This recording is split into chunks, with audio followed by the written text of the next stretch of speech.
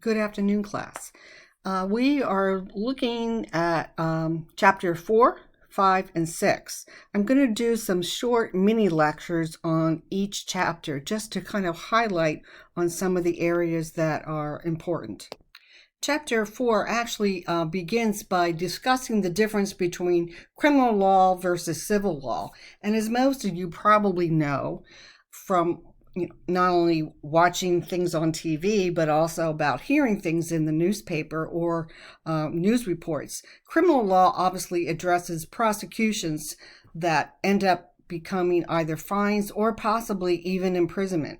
And usually they're laws that are charges, that are filed by district attorneys versus civil law, where they are addressed in courts through some type of litigation. And many of these civil cases involve some type of monetary damages. You're going to have a plaintiff who is the party that actually brings forth the charges, and then you also have the defendant who is the party that's being sued. In civil law cases, typically what they talk about is who is going to be liable for possible damages if the court deems that there was a violation of some civil law.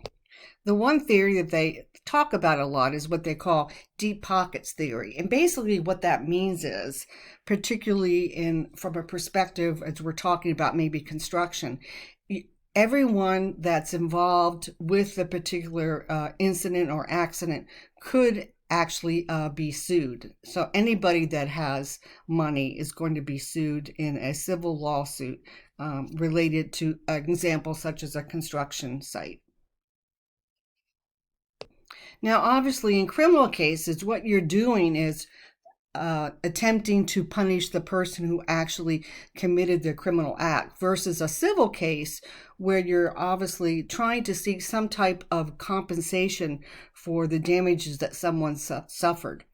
Accidents today resulting in death, injury, or property can also bring about a lawsuit, and in some cases, even criminal prosecution or both. Now, another area of civil law is to talk about the theory of torts, and not the kind that you eat, everybody. It's actually a legal term. Tort is an action or absence of an act causing a person to be injured, their reputation to be marred, or property to be damaged. Now, there's two types of torts, either intentional, where the defendant actually intended for those actions to cause the consequences. Some examples of those are assault, battery, false imprisonment, and defamation. Defamation actually has two types. One is what they call libel or slander. And to sue for this type of intentional act, the plaintiff has to present what we call a preponderance of evidence, as opposed to proving the defendant guilty, which I'm sure you've all heard that too, guilty beyond a reasonable doubt. Here it's a lesser standard by just simply a preponderance of evidence. Now, in terms of unintentional tort, the defendant was deemed negligent, where they actually created unreasonable risk or harm. Reasonable care, by definition, in civil law is the reasonable person standard. What they consider is the reasonable person who is neither careless or negligent. Now, there's two types of negligence. One, which is the contributory negligence, where actually the plaintiff caused or contributed to the loss. An example, if a plaintiff goes around barriers and falls, that person ended up contributing to the negligence because they saw the barrier and they walked around it anyway and fell. Comparative negligence is where the court awards the amount based on the percentage of fault by both parties. So obviously, if one party is more at fault than the other, then their share of what they must contribute to the actual loss is based on that percentage. Now, a very important law that was enacted by Congress in 1972 is the Product Safety Act. And this particular act has four main purposes. This primary purpose is to protect the public against unreasonable risks with consumer products. Another is to assist in evaluating safety of consumer products, to develop safety standards for consumer products, and also to promote research and investigate causes and prevention of product-related deaths. This act is actually administered by the Consumer Protection Safety Commission, which promulgates consumer product safety standards. As you go through this particular chapter, you'll see some of the text and the types of categories of the Product Safety Act. You can see here. And product liability is also a term that's really important. That's where you actually have a lawsuit in which an injured party, again the plaintiff, seeks to recover damages for personal injury or loss of property from a seller or manufacturer when it is alleged that the injuries or economic loss resulted from a defective product. A term that's also important as we talk about product liability is the issue of contracts. And contracts is a legally enforceable promise, and it may be expressed, it could be implied, or it could be quasi-contractual. But there's four conditions that must be present for a contract to be valid. One, you have to have an offer that you're promising and what each party will do. You have to have some type of acceptance. The offer must be accepted. Example, a buyer needs to accept the seller's offer on a house. The third element is consideration, which is some form of exchange of goods or services, for example, like money or some type of service that you do in exchange for what you're asked to do. And the fourth element is capacity. Each party must have a contractual capacity. And what that means is you must be of legal age of at least 18 or older. You have to be sober and of sound mind. Chapter 5 deals with accident causation and investigation. And in this particular chapter, we're going to look at how safety and health professionals are responsible for aiding management in trying to anticipate, identify, and also evaluate and a way to control hazards in the workplace. The responsibilities of a safety and health professional is to advise management on the risks facing the facility. Now, one thing that you may be a little bit surprised about in terms of accidents. Actually, accidents do not happen by chance. They all have specific causes. They're not random events. Some of them can be predictable and also preventable. It's loss producing based on an unintended event. And an incident, by the way, does not cause a loss. However, it includes near misses not resulting in a loss. One section of this chapter deals with the concept of risk.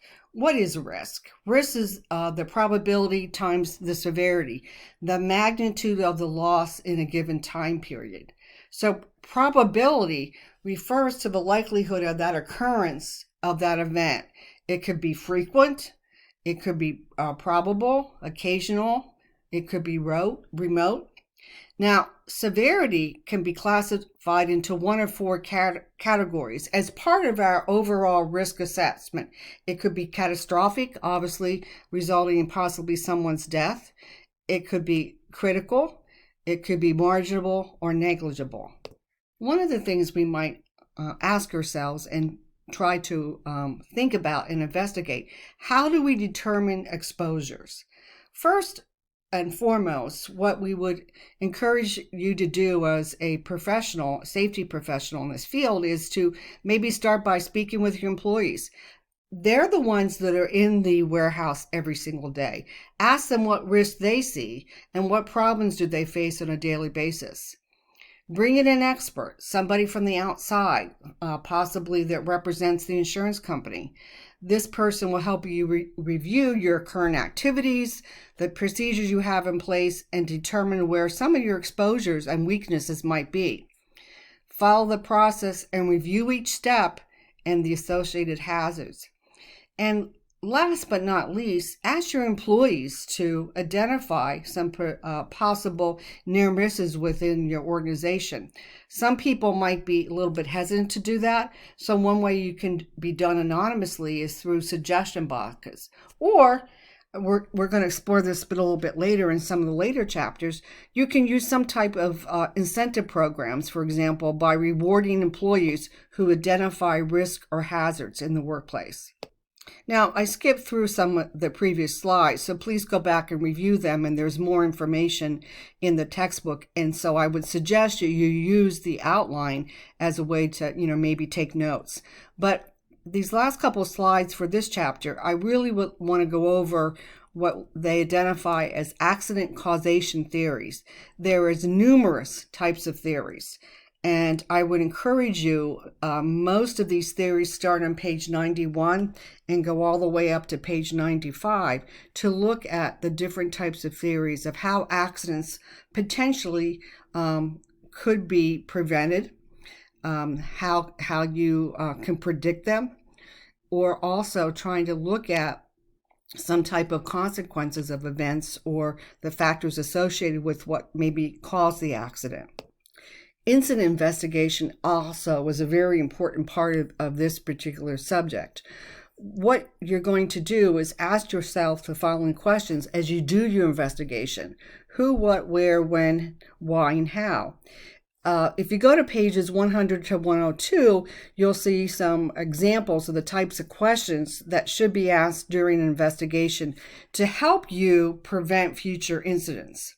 And the benefit of understanding accident causation is in recognizing how the hazards in the workplace obviously result in losses, and it's going to have a financial impact, or could have a financial impact on the organization. Now, the last chapter, chapter 6, has to deal with the industrial hygienist. Actually, what is the definition of industrial hygiene? It's actually the art and science devoted to the recognition, evaluation, and control of workplace health hazard, plus trying to anticipate what could happen. It looks at things such as toxicology in the workplace, acute and chronic exposures, chemical interactions. One of the things that this chapter talks about is what ways can things be ingested into the body. And here you look at 4 different routes of entry. One is ingestion, taken into the body orally. Inhalation, where you actually enter through the lungs. Absorption is from the outer surface of the skin, and injection occurs from broken skin. Now, what are the differences between acute and chronic exposures? Well, acute exposures are things that occur in a really large dose over a single time period, versus chronic, where you receive low dose over a long period of time.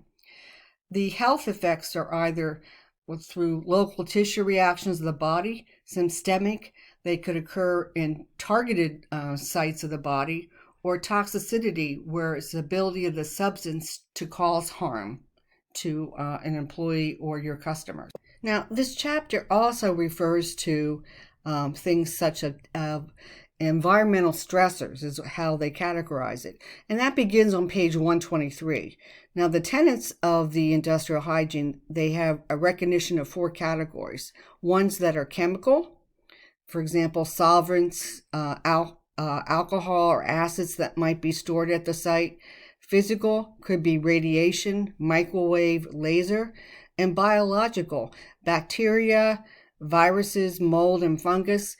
And let me stress, in this current work situation, because of the pandemic, many companies, I'm sure, are hiring industrial hygienists to help them figure out how they can prevent the spread of COVID as people are now gradually coming back into the workplace.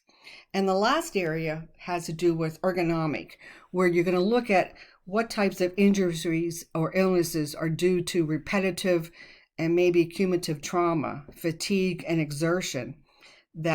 Now, the last 2 slides talk a little bit about a variety of methods to conduct in industrial hygiene evaluation. So I suggest that